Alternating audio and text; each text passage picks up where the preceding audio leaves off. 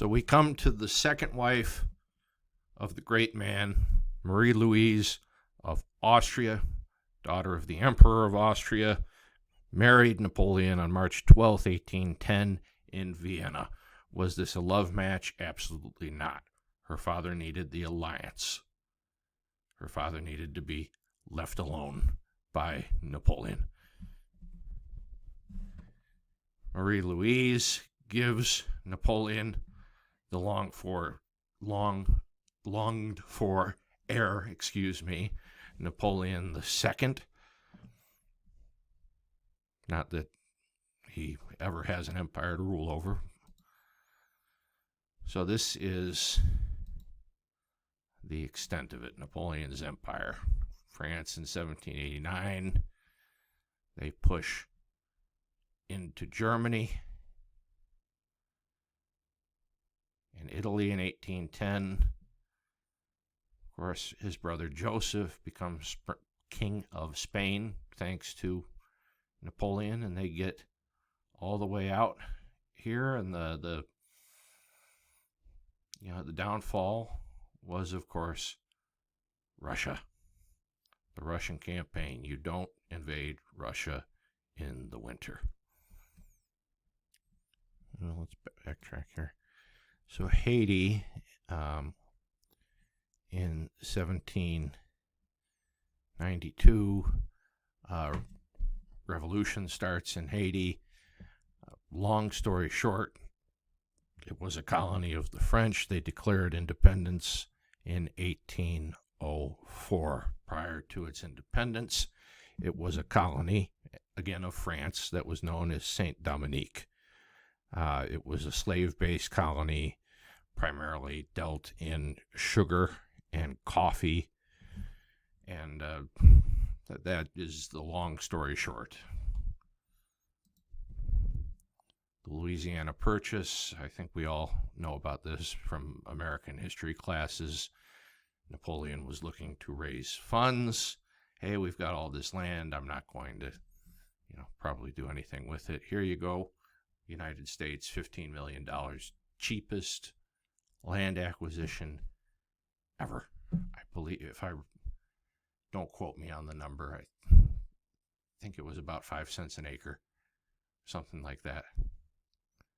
Again, probably wrong with the number, but it was some ridiculously cheap price it worked out to per acre. So Napoleon, from 1805 to 1807, defeats Austria, Prussia, and Russia in a series of brilliant military victories, and they really were brilliant. So Napoleon wins at Austerlitz. Austerlitz really reverses his military and political situation. It secures his regime, his imperial regime, and the battle solidifies his reputation as a military genius.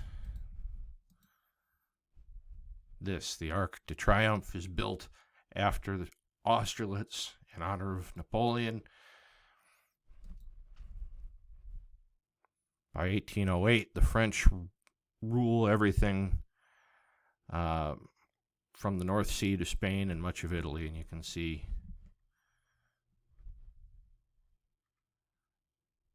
here, again, this map is from earlier. French acquisitions are in green, right? Blue, the allies of Napoleon. Remember his second wife, Marie Louise, daughter of the Emperor of Austria.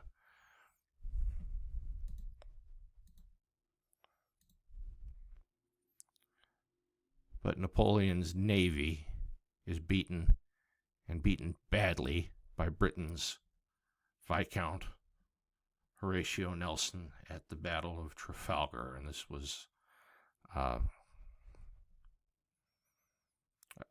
something else, let me tell you, because the British were outnumbered and outgunned.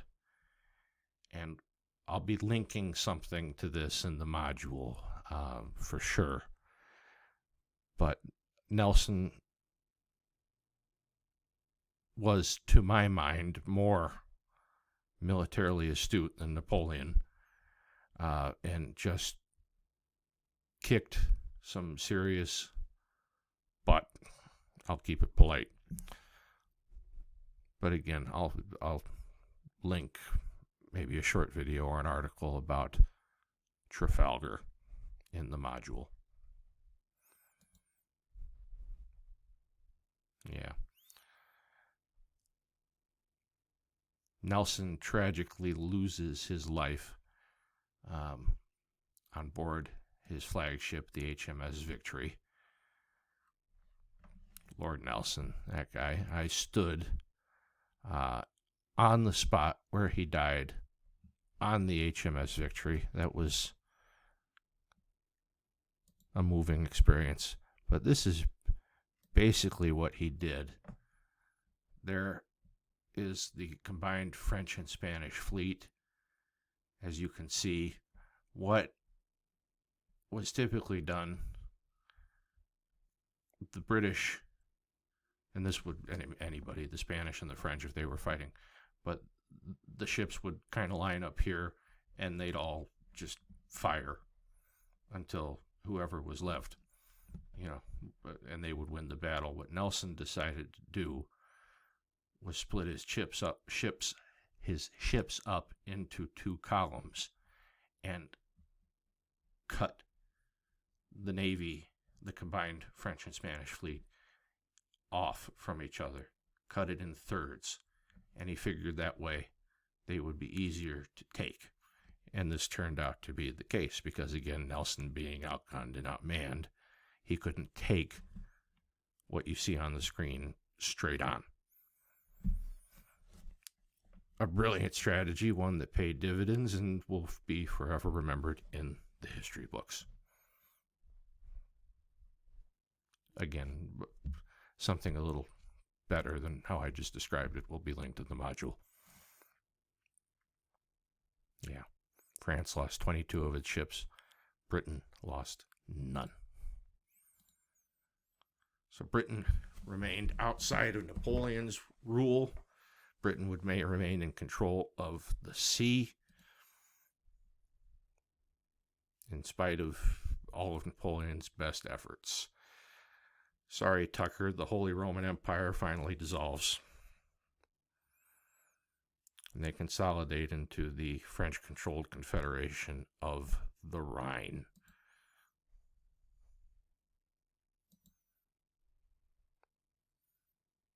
Napoleon abolishes feudalism and serfdom in Germany.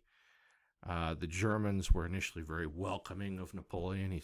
They saw him as a liberator, but the continued occupation led to increased German nationalism.